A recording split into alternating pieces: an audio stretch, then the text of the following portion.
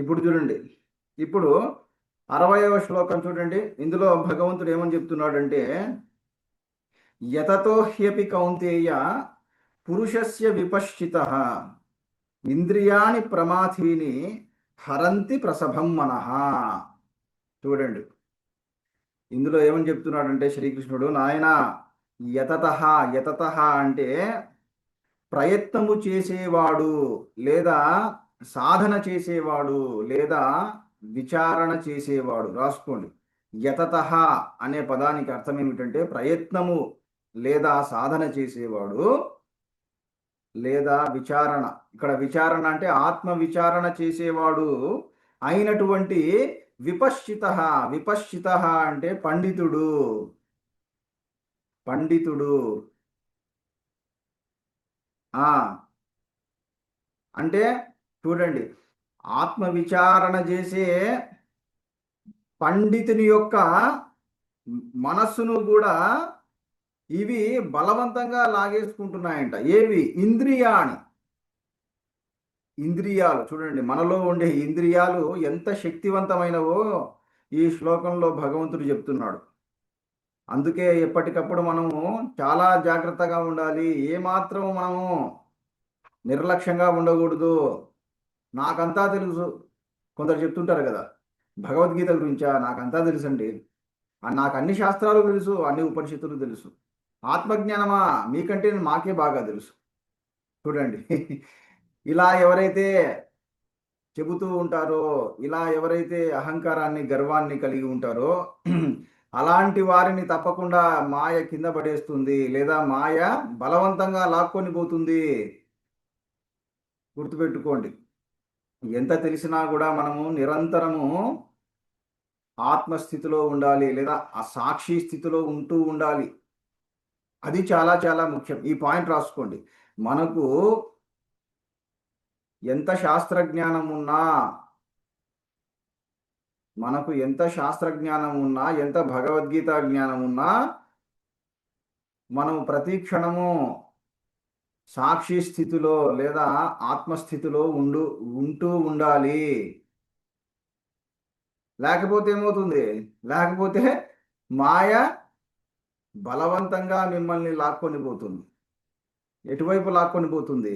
బయట విషయాల వైపు. అది ఇక్కడ ఏమని చెప్తున్నాడు? ఇంద్రియాణి అంటే ఇంద్రియాలు ప్రసభం అంటే బలవంతంగా హరంతి. హరంతి అంటే లాక్కొని పోతున్నాయంట. అంటే మొత్తానికి ఈ శ్లోకం అర్థం ఏమిటంటే, ఆత్మవిచారణ చేసే పండితుని మనస్సును కూడా ఈ ఇంద్రియాలు అప్పుడప్పుడు బలవంతంగా బయట విషయాల వైపు లాక్కొని పోతుంటాయంట.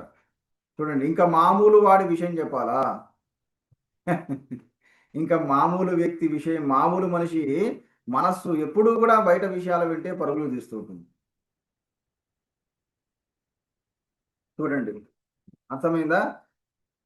అయితే మీరు నిరుత్సాహపడకండి, భయపడకండి. అయితే గురువు గారు, ఆత్మవిచారణ చేసి పండితుడి పరిస్థితి ఎలా ఉంటే ఇంకా మా పరిస్థితి ఎలా, ఇంకా మాకు మార్గమే లేదా అని మీరు భయపడకండి. మీరు ప్రతిరోజు నా ఈ క్లాసులను వింటూ, మీరు ప్రతిరోజు నా ఈ సత్సంగాన్ని వింటూ ఉండండి. ఆ తర్వాత మీకు వీలు చిక్కినప్పుడల్లా మన్నము చేసుకుంటూ ఉండండి. ఈ రెండిటికంటే ముఖ్యంగా నిధిధ్యాసన చాలా చాలా ముఖ్యం.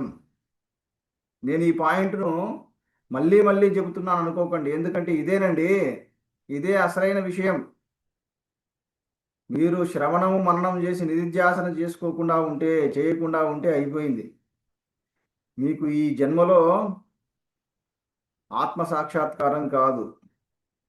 అంటే ఈ జన్మలో మీ అసలైన స్వరూపం అనేది తెలియబడదు. గుర్తుపెట్టుకోండి. మీరు ప్రతిరోజు ఈ క్లాసులో ఎంత శ్రద్ధగా వింటున్నారో అంతే శ్రద్ధగా నిధిధ్యాసన చేస్తూ ఉండండి. మరి నిధిధ్యాసన అంటే అర్థం ఏమిటి? మీకు రకరకాలుగా చెబుతూ వచ్చాను. నిధిధ్యాసన అంటే ఏమిటో ఎన్నో రకాలుగా చెప్పాను. పోయిన క్లాస్లో ఏమని చెప్పాను? సంకల్ప వికల్పాలు లేకుండా మీ మనస్సు నిశ్చలంగా ఉండే స్థితి అని చెప్పాను. ఇంకొక క్లాస్లో ఎలా చెప్పాను, మీ మనస్సు మీ మనస్సులో ఎలాంటి దృశ్యాలు లేకుండా మీ మనస్సు దృక్స్వరూపములో స్థిరంగా ఉండడం అని చెప్పాను. లేదా మీ సాక్షి స్వరూపంలో మీ మనస్సు స్థిరంగా ఉండడం అని చెప్పాను. ఈ పాయింట్ ఇప్పుడు కూడా రాసుకోండి. నిధిధ్యాసన అంటే ఏమిటో కాదు, మీ మనస్సు దృశ్యాల మీద కాకుండా మీ సాక్షి స్వరూపము మీద స్థిరంగా ఉండడం, మీ సాక్షి స్వరూపము యందు స్థిరంగా ఉండడం, ఇది నిధిధ్యాసన. రాసుకోండి. మనస్సు చూడబడే దృశ్యాల పైన కాకుండా వాటన్నింటినీ గమనించే మీ సాక్షి స్వరూపము యందు ఎప్పుడైతే మీ మనస్సు నిశ్చలంగా ఉంటుందో అదే నిధిధ్యాసన. అంటే మీరు ప్రతిరోజు ఎలాంటి స్థితిలో ఉండాలి? ఇక మీ మనస్సులో వికల్పాలు లేకుండా, అది అంటే మీ మనస్సులో ఎలాంటి ఆలోచనలు లేకుండా, లేదా మీ మనస్సులో ఎటువంటి దృశ్యాలు లేకుండా మీ మనస్సును నిశ్చలం చేసుకుంటూ వెళ్ళాలి. వింటున్నారా? ఇక్కడ దృశ్యాలు అంటే కనిపించే రూపాలు మాత్రమే కాదు, చెప్పాను కదా, శబ్ద స్పర్శ రూప రసగంధాలు మొత్తం ఇవన్నీ కూడా దృశ్యాలే. మీ కంటికి కనిపించేవే కాదు, మీ చెవికి వినిపించేవి, చివరికి మీ మనస్సుకు అనిపించేవి, ఇవన్నీ కూడా దృశ్యాలే. కాబట్టి మీ మనస్సులో నుండి మొత్తం ఈ దృశ్యాలన్నింటినీ కూడా మీరు తొలగించుకోవాలి. ఇలా అన్నింటినీ తొలగించుకున్న తర్వాత ఏమవుతుందంటే అప్పుడు మీ మనస్సు మీ సాక్షి స్వరూపాన్ని పట్టుకుంటుంది. అంటే ఆ దృశ్యాలన్నింటినీ సాక్షిగా గమనించే ఒక చైతన్యాన్ని పట్టుకుంటుంది మీ మనస్సు. ఇంకో విధంగా చెప్పాలంటే మనస్సాక్షి. ఆలోచనలను గమనించేది అంటే అర్థం ఏమిటి? ఆలోచనలు అంటే మనస్సే కదా. అంటే మనస్సును గమనించేది అంటే మనస్సును గమనించేటటువంటి మనస్సాక్షిని మీ మనస్సు పట్టుకొని అప్పుడేమవుతుంది? ఆ మనస్సాక్షిలో మీ మనస్సు కరిగిపోతుంది. అదే మోక్షం, అదే సాయుధ్యం. కాబట్టి మోక్షం అంటే అర్థం ఏమిటి? మీ మనస్సు మనస్సాక్షిలో కలిసిపోవడం.